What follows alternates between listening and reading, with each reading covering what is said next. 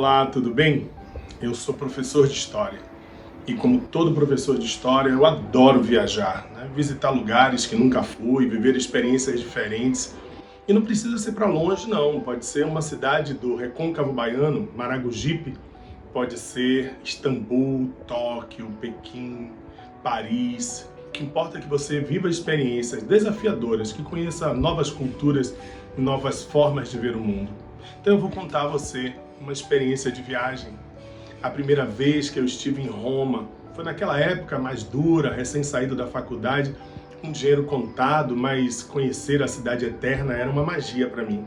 Eu me lembro que eu entrava nas lojas de souvenir, visitava os museus que o dinheiro permitia e ficava encantado com tudo aquilo. Até que eu entrei numa lojinha perto do Coliseu e me deparei com um objeto encantador. Era um elmo, uma reprodução de um capacete, né, dos legionários romanos. Fiquei encantado, olhei, admirei, pensei que eu poderia ter essa lembrança para levar para casa. Mas aí perguntei ao vendedor e vi que o preço era impossível, proibitivo para mim naquela viagem, quase, como eu diria, uma aventura naquele momento ali da minha vida. E aí coloquei a peça em cima da prateleira, coloquei a mochila nas costas e quando eu me virei, a mochila derrubou o objeto, que caiu no chão e se partiu em 3 pedaços. Não havia outro jeito, eu teria que pagar. Não sei como, catando moedas, ainda bem que era o resto que eu tinha do final da viagem, e consegui, paguei apertado, né, sacrificando talvez 1 ou 2 refeições do final da viagem e comprei o objeto. E ele está aqui. Por que eu estou contando essa história para vocês? Porque às vezes alguma coisa se quebra e parece desesperador, mas ela pode trazer surpresas, lembranças e presentes inimagináveis. Muita coisa se quebrou na nossa vida nos últimos tempos, nos últimos meses. A gente não esperava tantas coisas difíceis, essa realidade tão dura que nós estamos vivendo. Mas quem sabe disso que se quebrou não vão surgir novas e grandiosas experiências e presentes para a nossa vida. Assim é o TV Enem, que nasce nesse momento para que seja um presente dado pela crise para os estudantes do nosso país. Reunimos grandes mestres, grandes professores que estão doando de forma artesanal suas aulas gravadas em suas residências para oferecer a você que vai fazer o Enem.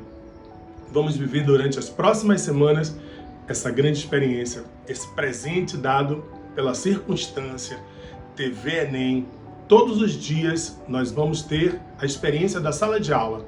5 mestres, junto com nossos colunistas, estarão oferecendo para você a chance de você poder, quem sabe, concorrer de forma precisa, igual, né, com os grandes estudantes, com todos os estudantes do Brasil. Você é grande, você vai conseguir. E o TV Enem está aqui para ajudar você nesse processo. Vamos juntos? Primeiro dia de aula, TV Enem, com você.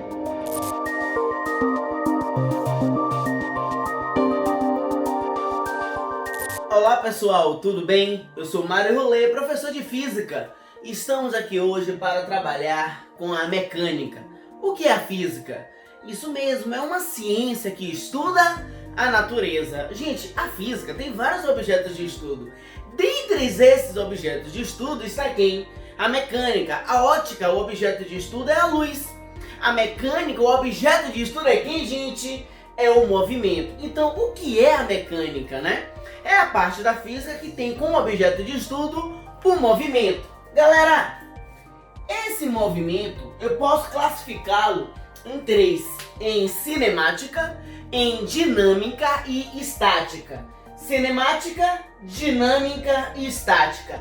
E aí, galera, vocês conseguem entender a diferença entre os 3? E aí, cai no Enem, hein? Quero ver se você vai saber, rapaz. Então, bora lá, ó. A cinemática, por essência, tem movimento. Só que você, gente, não sabe quem causou o movimento. Por exemplo, alguma coisa caiu da janela do prédio. Simplesmente caiu. Eu não sei o porquê caiu. Isso é o que, gente? Cinemática. Agora, eu tô andando e alguém me empurra, ó. Meu movimento teve porque alguém me empurrou. Ou seja, teve uma ideia de força. Isso é o que? Dinâmica. E a estática, o nome já diz. Estática ou parada é o repouso. Então, pessoal, o que é a cinemática? Estuda o movimento, mas você não sabe quem causa o movimento. Pessoal, o que é a dinâmica? Tem um movimento, mas você sabe quem causa o movimento. E a estática é o que, gente? É o repouso. Então, bora lá? Ó, cinemática não tem força, ou seja, não tem força. Turma, a dinâmica tem que ter uma ideia de força, tem a força.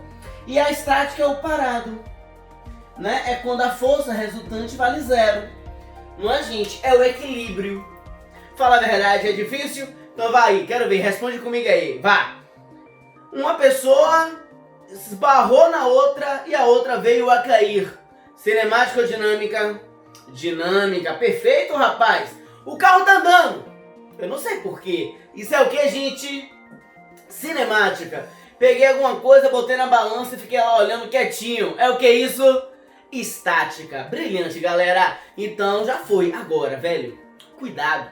O Enem quer uma coisinha de você. Ele quer que você saiba reconhecer as grandezas físicas. Existem dois tipos de grandezas físicas, gente. A grandeza pode ser vetorial ou a grandeza pode ser escalar. Qual é a diferença? A vetorial possui três características fundamentais. Ele possui o módulo, ele possui a direção e ele possui o sentido. Ô, gente, o que é o módulo, o que é a direção e o que é o sentido? Repare bem, uma grandeza vetorial tem que ter essas três características. O módulo, gente, é o tamanho, é a intensidade, é o número que representa.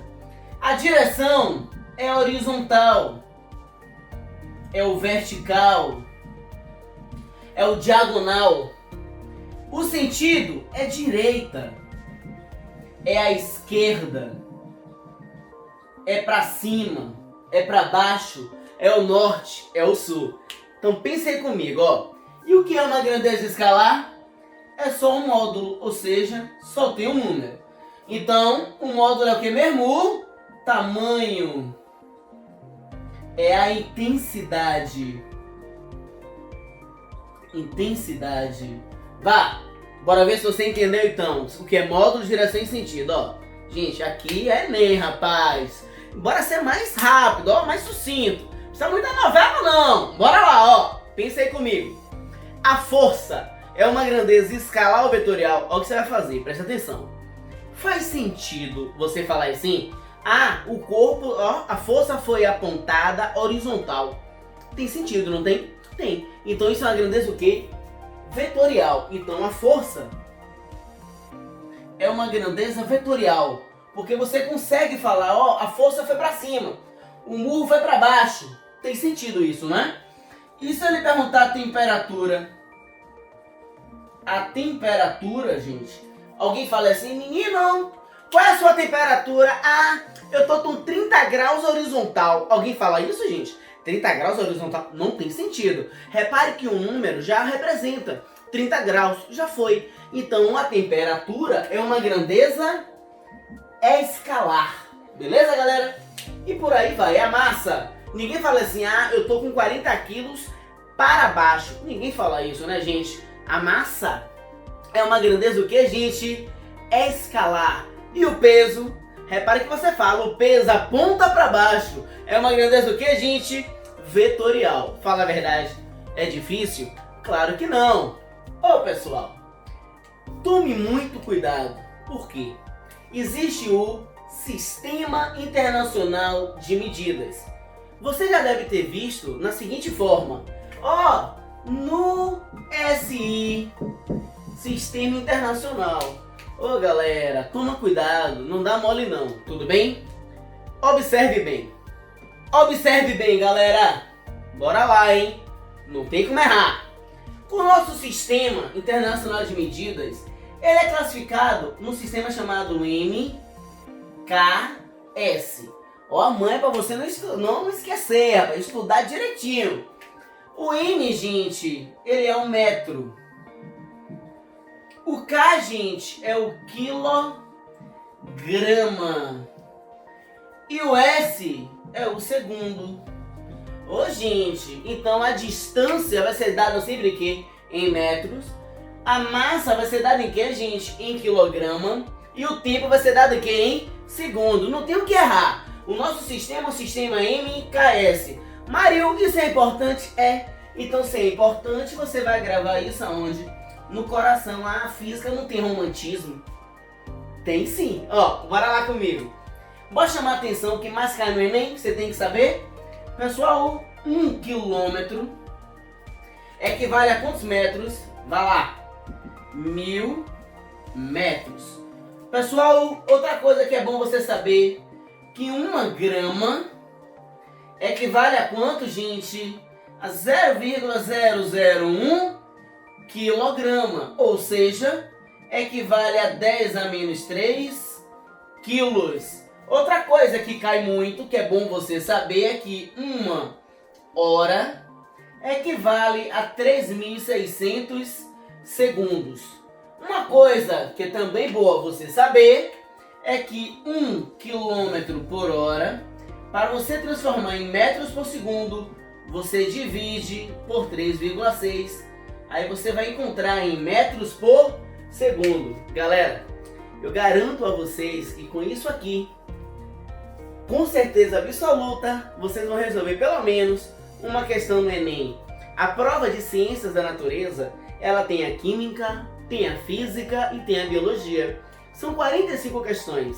Dessas 45, 15 são de físicas. E aí, preparado para depois descobrir as outras 14 questões? Venha comigo! Pessoal, muito obrigado, espero ter ajudado vocês e até a próxima. Gratidão, gente. Tchau!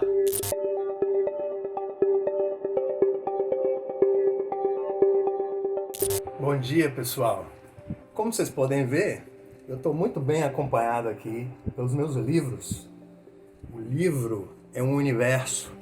A gente não pode experimentar tudo na vida. O que a gente não pode experimentar presencialmente, a gente pode ver no livro, na literatura. Meus personagens, os personagens dos livros que eu leio, eles alimentam meu sonho. São cavaleiros medievais, são mulheres fortes, são homens em crise existencial, são poetas muito inspirados e que me inspiram também na minha vida, na maneira de ver as coisas. Hoje, na nossa aula, nós vamos ver o final do século XIX. A poesia de Castro Alves, o realismo e o naturalismo. Esses momentos, tanto a poesia de Castro Alves como o realismo ou o naturalismo, eles têm algo em comum. Há uma preocupação com a sociedade, uma preocupação com o que está acontecendo na sociedade. Castro Alves, a gente sabe que é um poeta baiano, o poeta dos escravos. Castro Alves, quando foi estudar direito, ele saiu daqui da Bahia, foi para Recife, depois ele pediu transferência para São Paulo, porque quando ele foi na escola de direito em Recife, ele descobriu que a luta abolicionista era muito melhor em São Paulo, era muito mais forte em São Paulo. Então ele pede transferência para São Paulo. Em São Paulo ele desenvolve os seus poemas sociais, falando sobre o que estava acontecendo na época, falando contra a escravidão, falando contra a monarquia. Castro Alves era um poeta que defendia a liberdade acima de tudo. Não só a liberdade dos escravos, mas a liberdade do ser humano. Era um poeta que defendia a república. E se lembrem que naquela época havia uma luta a favor dessas coisas, da abolição da escravatura e da proclamação da república. Castro Alves faz parte daquele grupo de intelectuais que lutavam por essas causas. Então, a parte mais importante da obra de Castro Alves é a poesia social, a poesia condoreira. O que significa poesia condoreira? Existe uma ave chamada condor, que é uma ave de rapina e que não tem predadores. O condor vive num habitat tão inacessível que não existe ninguém que consiga caçar um condor. Então ele voa em completa liberdade. Olha que símbolo perfeito para os poetas sociais. A ave que voa em completa liberdade. Como toda ave de rapina, o condor tem uma visão muito aguçada. Essa visão aguçada, quando se refere a poetas, significa o indivíduo que consegue enxergar um problema onde ninguém mais enxerga. Esse é o poeta social. Além do mais, a gente sabe que a ave de rapina, ela tem uma característica muito interessante, ela voa muito alto. Quando a gente diz que um poeta voa alto, a gente está falando da criatividade dele. Então imagine que o condor serve como símbolo de liberdade, de voos altos, ou seja, de criatividade, e de visão aguçada, ou seja, enxergar o problema onde ninguém mais enxerga. Então procurem os poemas de Castro Alves, principalmente os poemas sociais, Navio Negreiro, Vozes da África, são poemas maravilhosos. Castro Alves é considerado um poeta romântico por causa da linguagem. Uma linguagem muito cheia de adjetivos, uma linguagem muito cheia de figuras de linguagem, uma linguagem eloquente. Então, ele ainda está usando uma linguagem romântica, mas ele já se preocupa com as questões sociais. E logo depois de Castro Alves, logo depois que termina o romantismo, começa o realismo. Quando Machado de Assis publica Memórias Póstumas de Brás Cubas, começa o realismo no Brasil. Neste mesmo ano, 1881, quando Aloysio Azevedo publica o romance O Mulato, começa o naturalismo no Brasil. Então o realismo e o naturalismo começaram juntos, em 1881. O realismo com o livro Memórias Póstumas de Brás Cubas e o naturalismo com o livro O Mulato. O escritor realista, ele trabalha de um jeito um pouco diferente do escritor naturalista. Por quê? Porque o escritor realista, ele foca muito no indivíduo. Então o personagem do livro é a peça central da história. O escritor realista, notadamente Machado de Assis, que a gente está falando de Brasil, e o grande representante do realismo brasileiro foi o escritor Machado de Assis. Machado de Assis, ele gosta de entrar na cabeça do personagem. É o que a gente chama de análise psicológica. Então ele faz a análise psicológica da personagem dele, mostrando pra gente as suas crises, ele mostra pra gente as suas preocupações, as suas ansiedades, as suas expectativas. Isso é que se chama de análise psicológica em literatura. E aqui no Brasil, quem deu início a essa onda de análise psicológica, com certeza foi Machado de Assis, com a sua obra realista. Então há uma preocupação em mostrar como a sociedade burguesa capitalista estimula certos defeitos humanos, como, por exemplo, a ambição, o ciúme, a cobiça, a vaidade. Então Machado de Assis procura mostrar como é que o ser humano se dá conta e lida com essas coisas diariamente, com o ciúme, com a ambição, com a cobiça. Então ele vai mostrando pra gente o seu personagem na sua missão de vida, tendo que lidar com os defeitos humanos. Perceberam? Então o livro realista é um livro mais psicológico, é um livro que analisa o ser humano por dentro.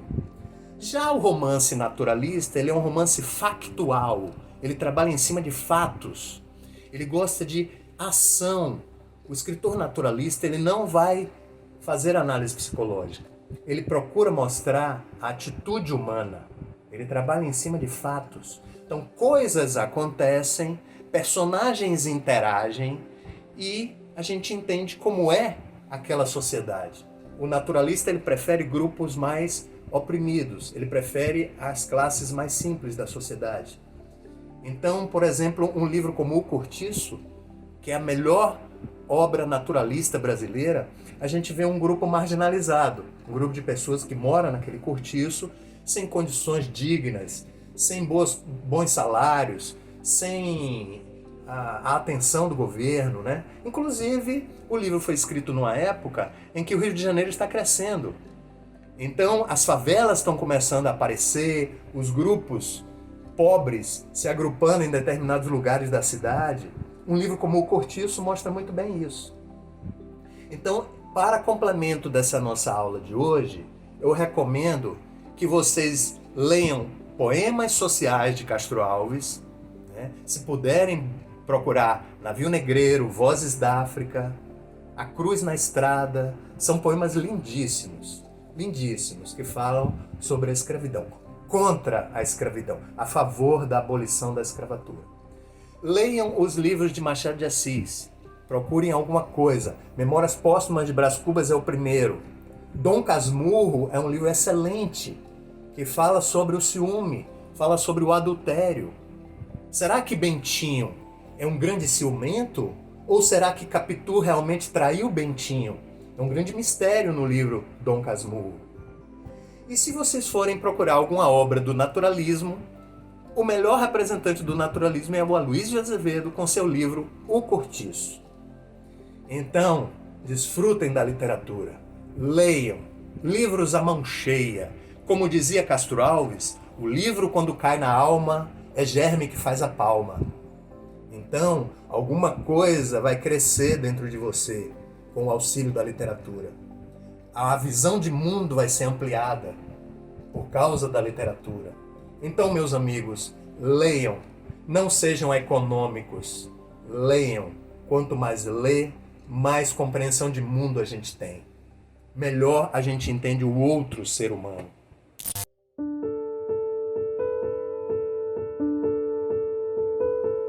Oi gente, tudo bem?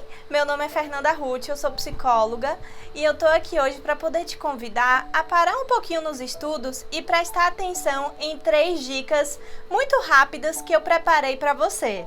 A primeira delas é se cuide.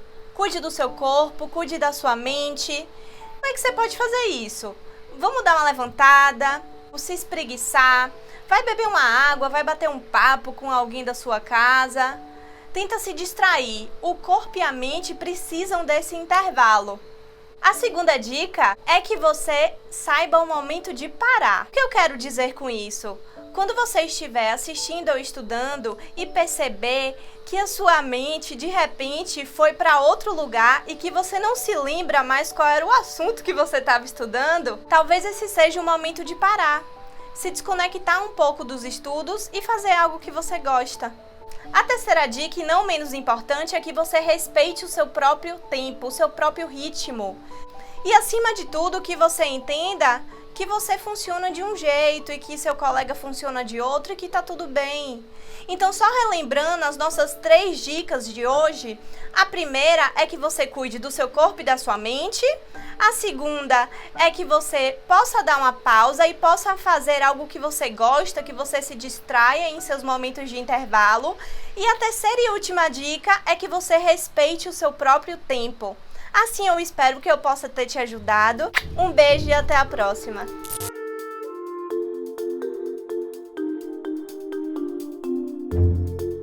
Olá pessoal, tudo jóia? Vamos agora para a nossa aula sobre agropecuária. Ficar bem atento, isso é muito cobrado. E aqui a gente vê um conceito que é bastante, digamos assim, comum na história das questões sobre agropecuária, que é o termo agricultura itinerante. De onde vem o termo itinerante? Vem justamente da característica que essa prática agrícola tem, que é de ficar sempre mudando de localidade. Mas a principal característica da agricultura itinerante não é simplesmente essa, mudar de localidade. A principal característica está associada à prática que o agricultor faz antes de plantar, que é tocar fogo na vegetação natural que tem naquele espaço. Para entender melhor como esse processo funciona, agricultores pobres, muitas vezes sem terra para plantar, eles acabam se apropriando de terras alheias, abandonadas ou mesmo terras públicas. Isso acontece, por exemplo, em alguns lugares do Brasil, que são parques nacionais, que são áreas protegidas, que não podem desenvolver atividade econômica e que são tão grandes que não há, por exemplo, como o governo fazer uma vigilância contínua e proteger esses espaços. Então, agricultores simples, humildes, pobres, que não têm renda para ter o seu espaço, chegam até essas regiões e desmatam o lugar, limpam o terreno para poder plantar. Qual é a estratégia que eles usam para limpar o terreno? Sem muita gente, sem ferramentas suficientes, ele toca fogo na vegetação. Isso limpa o espaço, depois ele faz o destocamento, que é tirar as raízes das plantas que foram queimadas, e inicia o processo de cultivo. A queimada inicialmente gera uma fertilidade simples para o solo, o que faz com que as primeiras produções realizadas ali sejam positivas. mas o uso contínuo degrada o espaço. Então o agricultor abandona aquele lugar e se muda para outro e acaba fazendo o mesmo processo naquele espaço diferente e com isso ele vai circulando de um ponto a outro. Comunidades indígenas no passado, ainda mesmo hoje algumas delas, fazem isso no Brasil. Só que em algumas localidades o termo indígena aplicado a esse tipo de atividade é coevara. Isso é muito comum, por exemplo, no interior do Nordeste, o uso dessa expressão, até hoje pelas comunidades mais simples.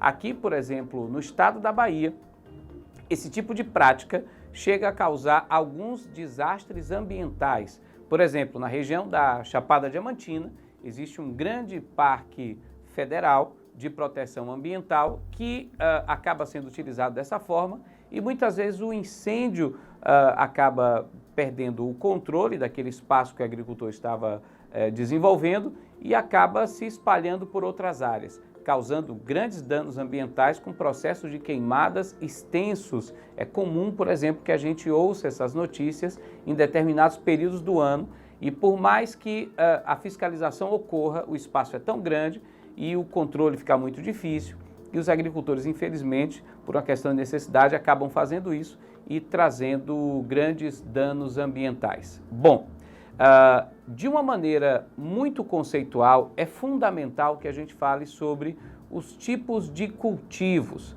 ou seja, sistemas agrícolas. Então fiquem muito atentos, não só ao conceito, mas à explicação que eu vou fazer de cada um deles.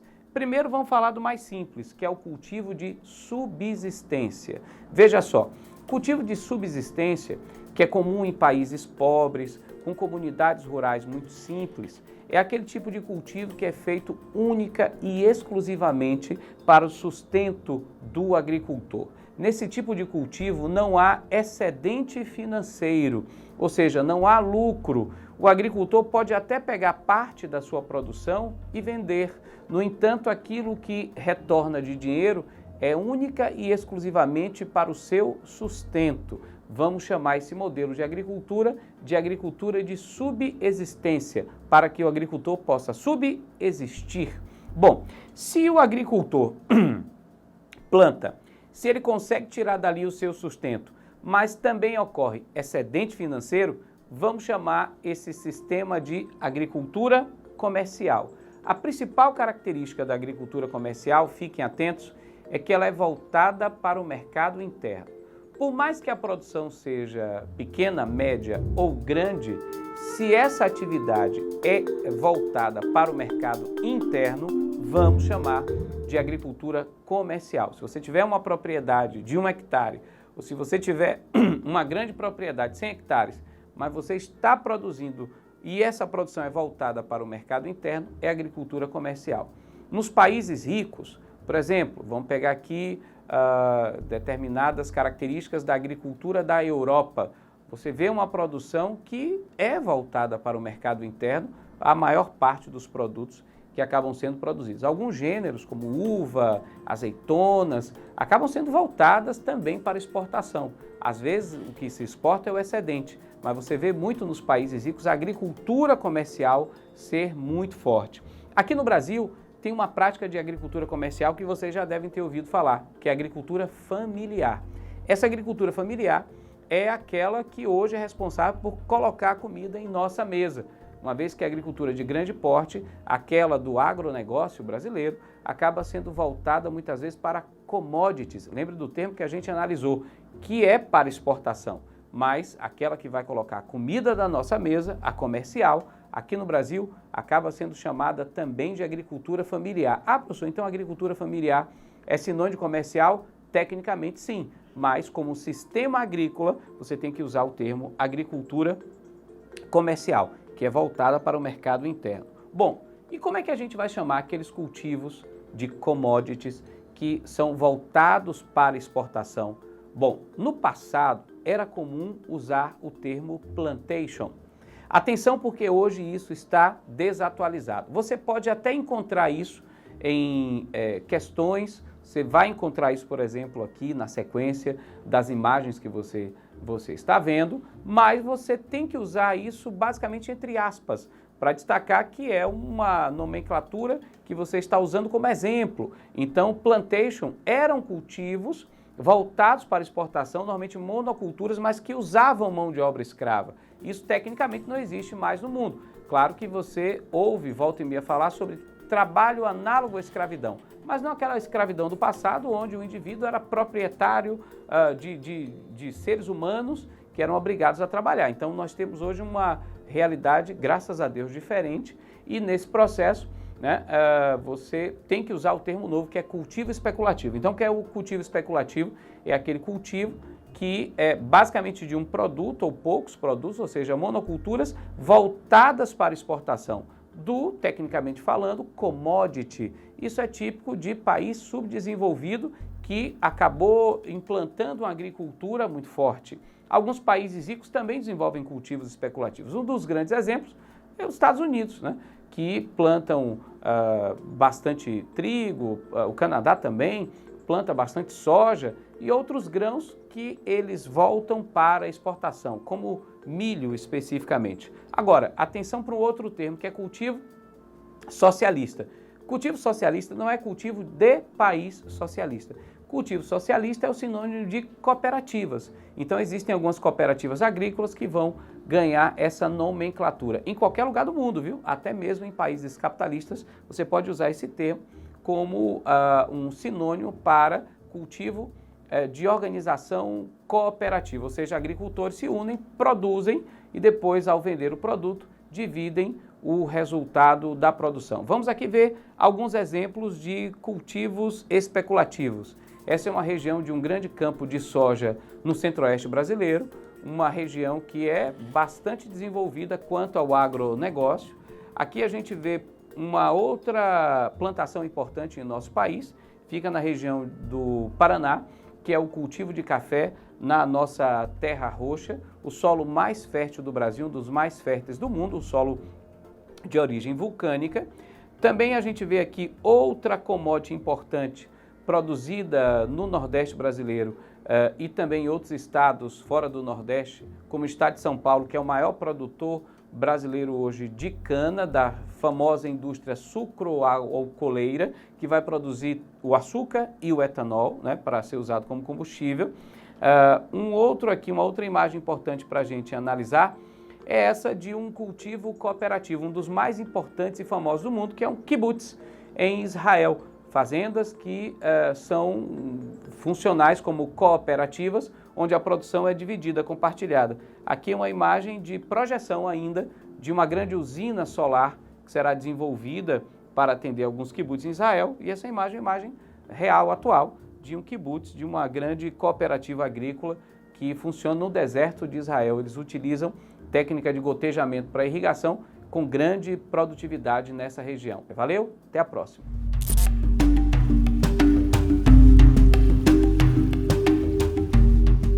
Olá, meus amores, tudo bom com você? Eu sou o professor Landes, de Biologia, e nessa aula de hoje da TV Enem, nós vamos aprender a introdução de citologia e sobre membrana plasmática. Citologia, como você sabe muito bem, nada mais é do que o estudo da célula. E eu posso tranquilamente te ensinar agora os dois tipos básicos de células que nós temos.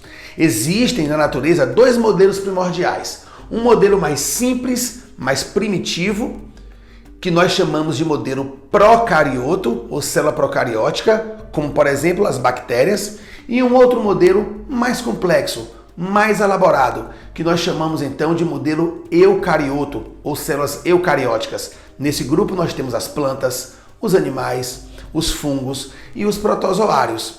A principal diferença entre esses dois modelos de células é que a célula eucariótica, que é a mais complexa, ela apresenta núcleo, organelas citoplasmáticas como retículo endoplasmático, como mitocôndrias, como cloroplastos, complexo de Golgi. Então, é uma diferença organizacional. Procarioto, mais simples, mais primitivo, exemplo, bactérias. E o eucarioto, mais complexo porque tem um citoplasma rico em um sistema de membranas internas que nós chamamos de endomembranas. Agora, existe uma coisa em comum a todas as células, que é a presença da membrana plasmática, que é o nosso próximo tema agora. A membrana plasmática, que é o revestimento comum de qualquer célula, toda célula tem membrana plasmática. A membrana plasmática ela foi descoberta em 1972 por Singer e Nicholson. Esses dois pesquisadores juntos perceberam que a membrana plasmática era formada por uma dupla camada de fosfolipídios. Fosfolipídio é gordura, não se esqueça. Então, uma dupla camada de fosfolipídios forma uma membrana plasmática. Então, nós podemos afirmar que uma única membrana tem, então, uma dupla camada. Eu posso dizer que uma membrana plasmática é formada por uma bicamada de fosfolipídios. E é interessante que nessa bicamada estão mergulhadas, imersas, enfiadas nessa dupla camada, proteínas. E essas proteínas têm trânsito livre nessa bicamada de fosfolipídios. Elas ficam como que boiando nesse universo oleoso microscópico que é a membrana plasmática. E qual é a função de tudo isso? O que é que tudo isso faz? Então presta bem atenção. A membrana plasmática tem um papel de controlar o que pode entrar na célula e o que não pode. O que pode sair da célula e o que não pode. E de que forma essas coisas vão entrar ou sair. A essa capacidade, essa função, nós então chamamos de permeabilidade seletiva, em que a membrana plasmática vai controlar o fluxo de substâncias, de solutos, entrando e saindo da célula, e é vital para a célula esse controle. Então, olha só, veja comigo. Existem solutos que têm características químicas, como, por exemplo, ter polaridade ou não. E ainda por cima, a concentração. Dentro ou fora da célula, aquele soluto está mais concentrado. Dentro ou fora da célula, ele está menos concentrado.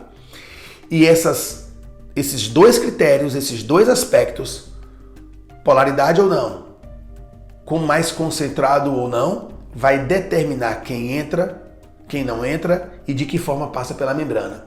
Vamos exemplificar? Nós podemos dividir esse trabalho da membrana plasmática em dois blocos: transporte passivo e transporte ativo. O transporte passivo tem um princípio, ele não gasta ATP. A célula não precisa gastar energia metabólica para fazer esse transporte acontecer. Enquanto que o transporte ativo terá sim gasto de ATP e vai ser necessário esse dispêndio da célula. Então, primeiro vamos falar de transporte passivo, transporte que não gasta ATP, que não gasta energia metabólica. Olha só, se o soluto for apolar, ou seja, não tem cargas elétricas, isso é semelhante à célula, já que a membrana tem gordura, a membrana primordialmente também não tem cargas elétricas, porque a gordura é neutra. Então, se uma molécula não tem polaridade, exemplo, gás oxigênio, exemplo, gás CO2, são solutos pequenos e sem polaridade. Logo, eles atravessam livremente a membrana plasmática. Atravessam com muita permeabilidade, com muita facilidade. Nós chamamos então isso de transporte passivo do tipo de fusão simples. E essa passagem acontece através dos fosfolipídios mesmo. Agora pensa comigo um outro exemplo. Íons, Na+, K+, Cl-, ou então moléculas grandes e polarizadas, como é o caso da glicose. Então esses solutos polarizados têm uma carguinha elétrica. Aí a afinidade deles com a membrana plasmática não é tão grande assim. Que solução a célula vai dar para isso? Proteínas vão se envolver no processo. Proteínas vão viabilizar a passagem. Então, proteínas canais, por exemplo, fazem com que o sódio possa entrar na célula atravessando um canal. Temos ainda as permeases, que têm a condição de se acoplar a uma molécula de glicose, se movimentar e lançar essa glicose dentro da célula. Se tem uma proteína no meio do caminho, se no meio do caminho tem uma proteína, então a gente vai chamar isso de difusão facilitada. Tá vendo? Então, no transporte passivo nós temos a difusão simples, com íons que são como, com solutos que são como apolares. e temos a difusão facilitada, que são, portanto, com solutos polarizados. E o que essas duas têm em comum? Não gasta energia, lembra? E outra coisa, esses íons, esses solutos, sempre estarão se movimentando do meio de maior concentração para o meio de menor concentração. Se o meio extracelular está mais concentrado de O2, gás O2, e o meio intracelular menor concentrado de O2, o O2 entra. Simples assim. Ainda no transporte passivo tem a água, que é um solvente. Então a água, enquanto solvente, ela se movimenta do meio de menor concentração para o meio de maior concentração. A água tende a migrar para o ambiente onde, portanto, a concentração de soluto é maior, porque ela quer dissolver o soluto. Então, na osmose, o tráfego de água através da membrana plasmática é determinado por esse movimento contra o gradiente de concentração. Entenderam? A água sempre migra do meio de menor concentração para o meio de maior concentração. Do meio hipotônico, menos concentrado, para o meio hipertônico, mais concentrado. Também sem gastar energia. Foram esses três os tipos de transporte passivo: difusão simples, facilitada e osmose. Agora, nós vamos falar do transporte ativo, aquele que gasta energia. É exatamente porque os solutos terão que se movimentar contra o gradiente de concentração. Eles terão que se movimentar de um meio menos concentrado para um meio mais concentrado. Então, o que acontece? A célula precisa investir energia nisso. Ela vai gastar ATP. Por isso o transporte é ativo. E proteínas também são responsáveis por esse movimento. É o caso da bomba de sódio e potássio. Na bomba de sódio e potássio, através do gasto de ATP, o sódio que entrou passivamente, o sódio entra na célula por transporte passivo, por difusão simples, mas ele precisa sair. Então ele sai de maneira ativa. Ele entra de maneira passiva, a célula gasta ATP, gasta energia, movimenta uma bomba e ele sai de maneira ativa. Da mesma forma vai acontecer com K+, o potássio. Ele vai sair de maneira passiva e entrar de maneira ativa. Então o sódio sai e o potássio entra contra o gradiente de concentração, gastando energia. Isso é transporte ativo. Eu ainda posso colocar no transporte ativo o que? A fagocitose, em que a célula movimenta a sua membrana para capturar e englobar algum tipo de alimento. Tá bom? Espero que você tenha adorado essa aula. Anote tudo, tenha sucesso e muita sorte para você nos estudos. Tá ok? Um abraço.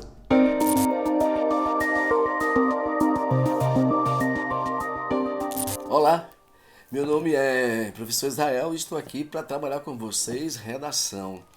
Para algumas pessoas, redação é considerado bicho-papão, né? Todo mundo tem medo, né? Esse bicho-papão, personagem do nosso folclore popular, é o bicho que assusta as pessoas, tá certo? Mas eu estou aqui para dizer a vocês que não é bem assim, tá certo?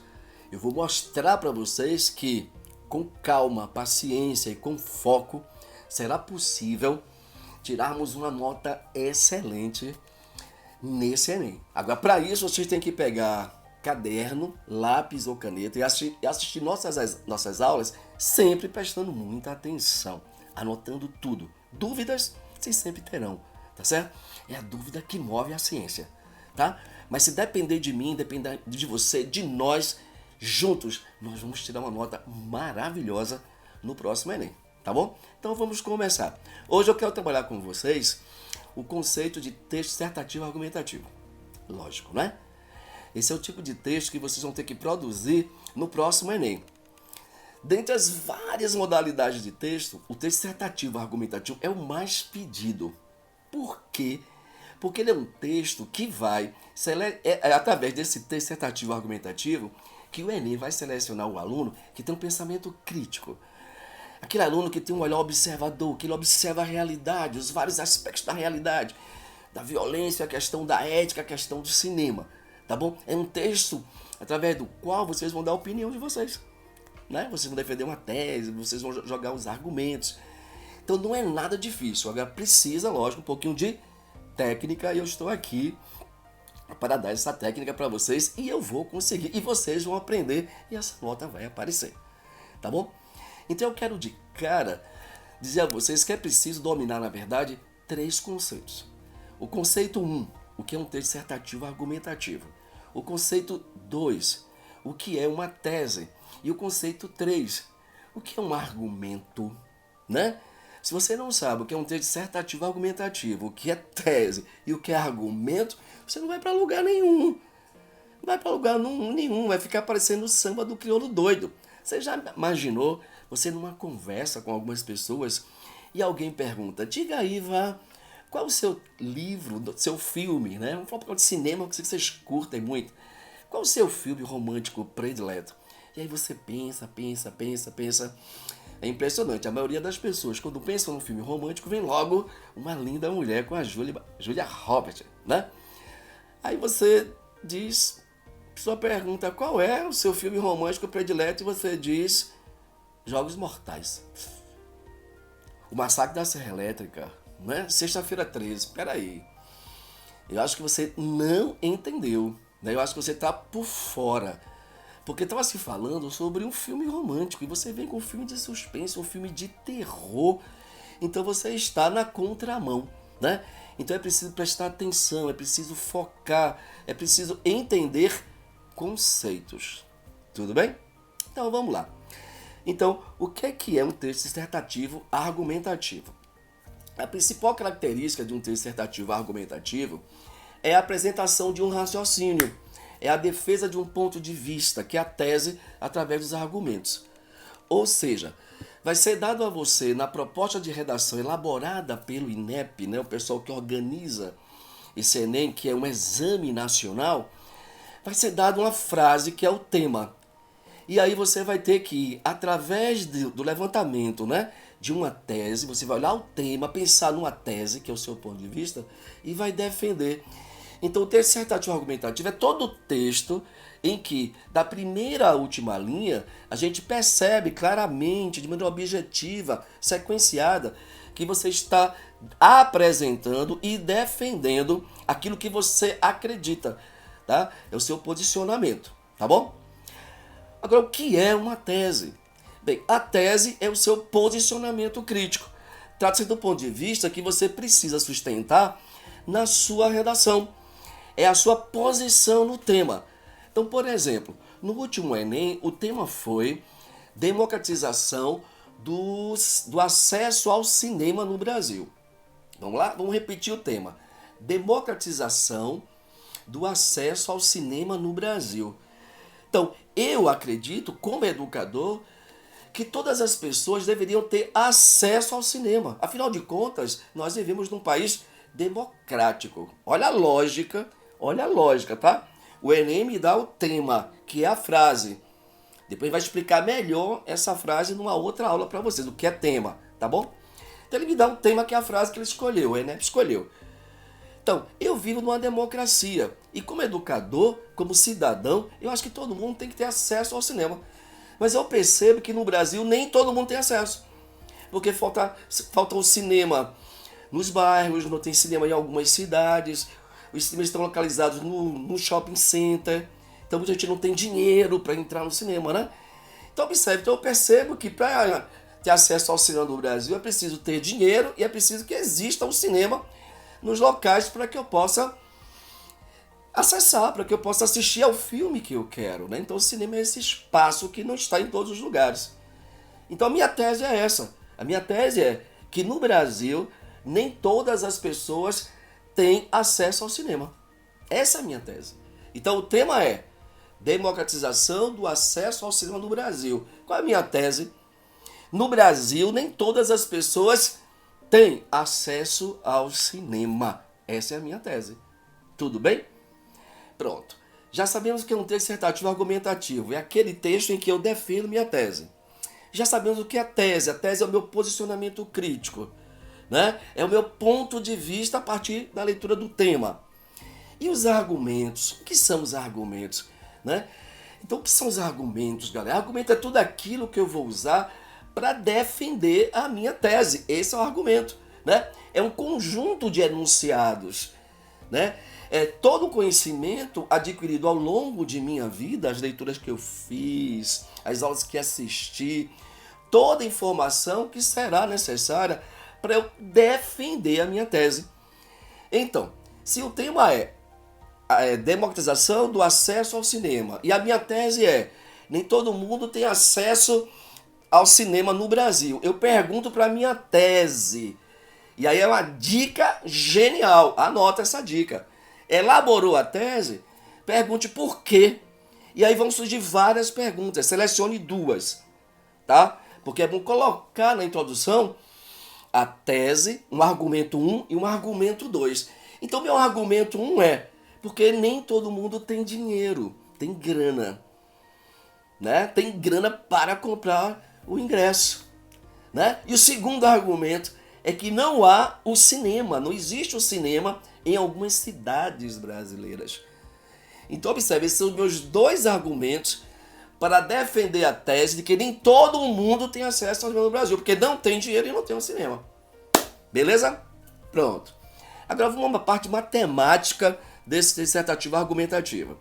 Eu quero que o nosso texto dissertativo argumentativo ele tenha no mínimo 20 linhas e no máximo 30. Beleza? Parágrafos. Eu quero de 4 a 5 parágrafos. Mas pode ser de 4 a 5, mas eu quero que vocês façam 4.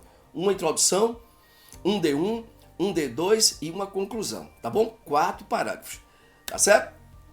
Número de períodos. Eu quero que na introdução, a introdução de vocês tenha de 3 a 4 períodos. O desenvolvimento de 4 a 5 períodos. E a conclusão de 4 a 5 períodos também, tá certo? Vamos repetir? Introdução, 3 a 4 períodos, tá? Desenvolvimento, 4 a 5. Conclusão, 4 a 5. Em outro momento, vamos trabalhar coerência e coesão. Então, esses números, essa matemática da redação será retomada, tá certo? Espero que vocês tenham atendido a aula, entendido tudo, anotado tudo, dúvida sempre. Mas estamos aqui com vocês para o que der e vier. Até a próxima aula. Grande abraço. Então, esse foi o nosso primeiro dia de aula. São grandes os nossos mestres, não são? Pois é, eles estão aqui doando esse conhecimento para que a gente possa chegar nessa prova do Enem tinindo, jogando duro, arrebentando de verdade. Lembre-se que além da TV aberta, o TV Enem está também nas TVs a cabo, está também nas redes sociais, nas grandes plataformas e na nossa plataforma específica, tvenem.com.br, onde você pode revisar as aulas, pode antecipar conteúdos e assim por diante. Vamos nessa? Vamos crescer juntos? Coloca esse conhecimento na sua cabeça e vamos em frente, em direção à vitória.